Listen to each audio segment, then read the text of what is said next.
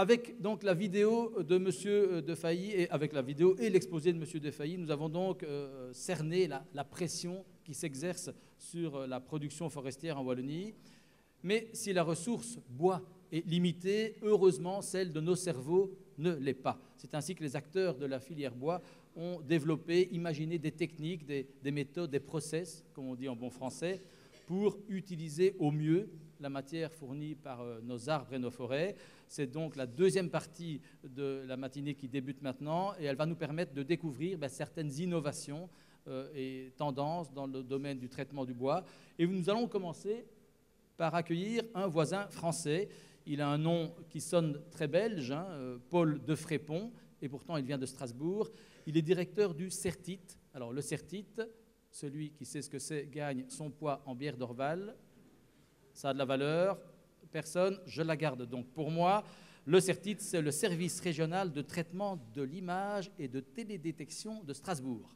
Alors pourquoi, me direz-vous, l'a-t-on invité ce matin? Traitement d'image, télédétection, on l'aurait plutôt vu dans un salon de technologie ou de la sécurité plutôt qu'à des rencontres, un colloque sur le bois. Et pourtant, vous allez le voir, il a toute sa place ici, car il propose de gérer les forêts par satellite.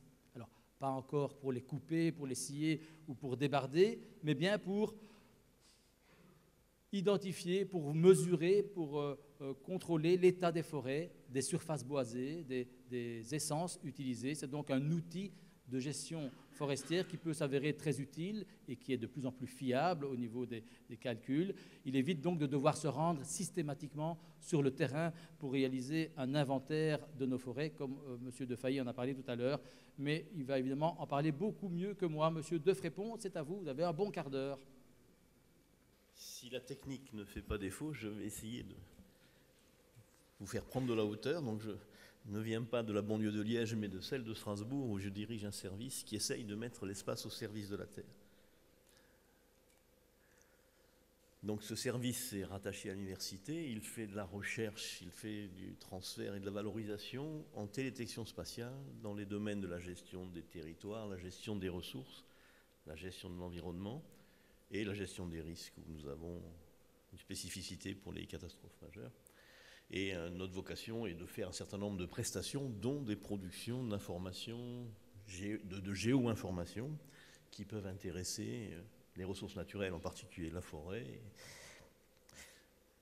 Donc c'est ce que je vais essayer de vous exposer pour voir si on peut considérer que la télédétection est un outil performant complémentaire aux autres méthodes pour produire des informations homogènes, globales, sur de larges territoires. Donc autour de la Terre, en orbite autour de quelques centaines de kilomètres, il y a un certain nombre d'instruments qui nous fournissent des observations, des mesures sur la surface de la Terre.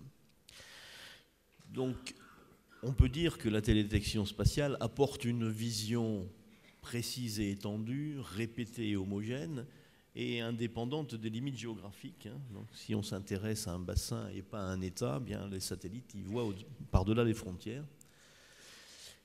Ces systèmes permettent des observations éventuellement dans des secteurs difficiles d'accès et permettent de suivre des secteurs où la pression humaine ou des changements environnementaux peut être importante, lente ou rapide.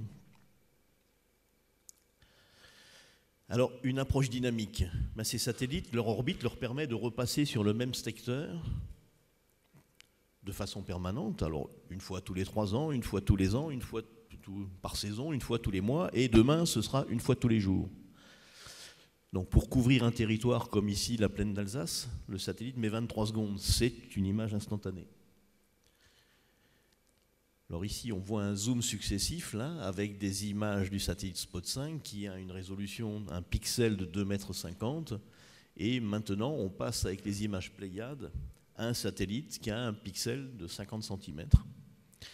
Donc le trou entre l'aéroportée et le satellite, c'est à peu près comblé. On a une continuité. Et cette image vous montre le bâtiment qui nous héberge avec la petite tourelle qui abrite mon service. Et je peux voir sur le parking le nombre de voitures pour savoir combien j'ai de collaborateurs au bureau où dans le jardin de cette école de physique qui nous abrite, on voit les couronnes des arbres, et les couronnes sont individualisées. Alors ces satellites nous fournissent des images de manière numérique, hein. Donc sur la gauche de l'écran, la couleur que l'on voit à gauche, ben, c'est une mesure physique. À droite de l'écran, c'est une information thématique. Chaque couleur correspond à un thème d'occupation du sol. Ce passage de la mesure physique à l'information cartographique est fait par traitement d'images parce que les images sont numériques au départ. Alors ici, un détail d'une image Pléiade sur un quartier de Strasbourg. Eh bien, on a traité cette image pour extraire la trame verte, la densité et la continuité de la trame verte dans un paysage urbain. Alors ces satellites ont des précisions géométriques et radiométriques importantes, ce qui permet de dériver des informations précises au niveau cartographique, comme ici à droite la carte d'occupation du sol sur la communauté urbaine de Strasbourg, ou un détail à gauche de la continuité de la trame verte, et l'on voit que ça se superpose parfaitement avec les limites de rues ou d'îlots urbains que gère la communauté urbaine. Mais me direz-vous, pour le forestier, quel intérêt est-ce que la télédétection peut contribuer à répondre aux questions que se pose la filière pour la ressource, son inventaire, les événements, les changements ou les aléas qui peuvent l'affecter ou le suivi de sa biodiversité? La télédétection constitue-t-elle un outil performant pour assister les gestionnaires forestiers à la prise en compte de l'impact des changements locaux ou globaux? C'est pour essayer de vous donner envie de répondre à ces questions là, que je vais vous emmener voir quelques exemples de travaux réalisés dans ma région pour la filière bois. Alors, un premier exemple, le suivi du foncier forestier dans la plaine d'Alsace. Eh bien, une étude nous a été commanditée par le ministère et la région Alsace pour développer un indicateur, une méthode exhaustive et précise pour suivre le foncier forestier en plaine. Pourquoi ? Parce que lors des assises de la forêt, pour les orientations régionales forestières, on s'est rendu compte que le suivi du foncier forestier était important et qu'il fallait un indicateur. Et pour ceci, on a commencé à traiter des images de 90 et de 2002 pour voir comment avait évolué ce manteau forestier. Et on a réactualisé cette analyse entre 2002 et 2009, si je lis bien. Et donc on a mesuré le nombre de défrichements et de surfaces de défrichement, donc pour arriver à un taux de défrichement dans la plaine. Donc chaque petit point rouge de la carte à gauche montre un défrichement. Donc on voit que c'est assez réparti, assez morcelé, mais c'est un grignotage du manteau forestier. Alors on a aussi regardé, mais quels étaient les types d'occupation du sol qui exerçaient la pression sur le foncier forestier en plaine. Alors si l'on voit que l'essentiel vient de l'urbanisation, c'est en rouge là, dans les camemberts, on voit aussi que les exploitations de gravières par exemple ou l'agriculture consomment aussi des espaces forestiers, et quand on s'approche du Piémont, ce qui apparaît en violet, on voit que le vignoble aussi s'étend au détriment de la forêt. Alors revenons aux images. Donc en 90, on avait des résolutions de 20 mètres, hein, donc une image qui vous apparaît un peu floue à l'écran, alors qu'à partir de 2002, on a eu accès à des données Spot 5 avec une résolution de 2,50 m. Donc la résolution s'accroît, mais le problème pour notre étude, c'est qu'entre 90 et 2002, eh bien, un fameux 26 décembre, on a eu le passage de l'Otard qui a pas mal affecté les forêts. Et donc, les dégâts de tempête sont à dissocier des défrichements, il ne faut pas les confondre. Donc, on a eu une mission d'établir la cartographie des dégâts de tempête en utilisant les imageries satellites. Alors, pour cela, on a constitué une base de données. Ici, on voit la forêt de Haguenau, deuxième forêt de plaine de France, en surface. Donc on a constitué une base de données avec des cartographies, avec des images optiques du satellite Spot et avec des images du satellite radar ERS de l'Agence spatiale européenne qui nous ont permis d'établir des cartes de dégâts Alors il y a un petit encadré noir en bas de l'image là, qui permet de faire un zoom et de vous montrer en détail. Donc un produit venant d'une image radar, un produit de cohérence où la forêt ici est en verte, la même image après le passage de l'OTAR, donc la comparaison des deux, nous permet d'établir une zonation des dommages. Et cette zonation des dommages a été validée par des experts forestiers qui sont allés faire du tracking GPS pour vérifier nos résultats.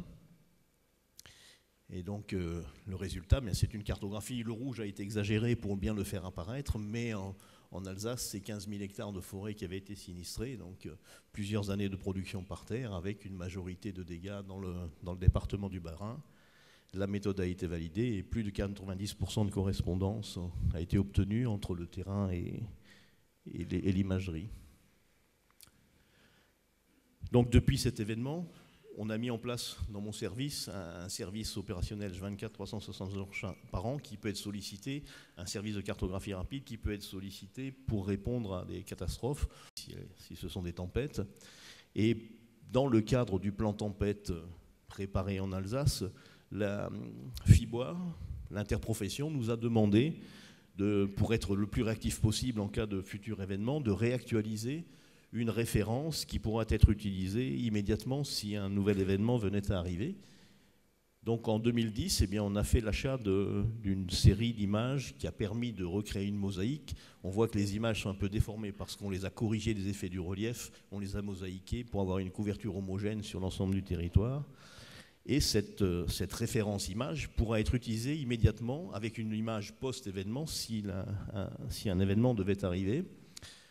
Mais on l'a quand même utilisée aussi pour produire une information cartographique, une référence. Donc en traitant cette image, où les pixels sont de 2,50 m, pour extraire des informations sur la couverture forestière en distinguant les feuillus et les conifères. Donc ceci a été validé par les experts forestiers qui ont travaillé avec nous, de l'ONF, du CRPF et de Cossilval en Alsace, pour arriver à des taux qui sont supérieurs à 90%. 96, je crois, de mémoire. Alors, dans cette approche, on a regardé les feuillus des conifères, mais on peut aller plus loin en travaillant avec les forestiers de l'ONF et du CRPF qui nous fournissent des échantillons de terrain. On regarde la signature dans nos images de différentes espèces, dans différentes longueurs d'onde, et on voit sur ces diagrammes, par exemple, si on prend le canal rouge là, pour les feuillus, on voit que les réponses, elles sont un petit peu différentes entre les différentes espèces. Ça veut dire qu'elles sont analysables et cartographiables à partir d'imagerie satellite. Alors, juste un exemple de réalisation. Dans le cadre d'un projet Interreg qui s'appelait Le châtaignier, une essence rassemblant les hommes, les cultures et les paysages, on a été amené à traiter des images satellites pour cartographier les châtaigniers.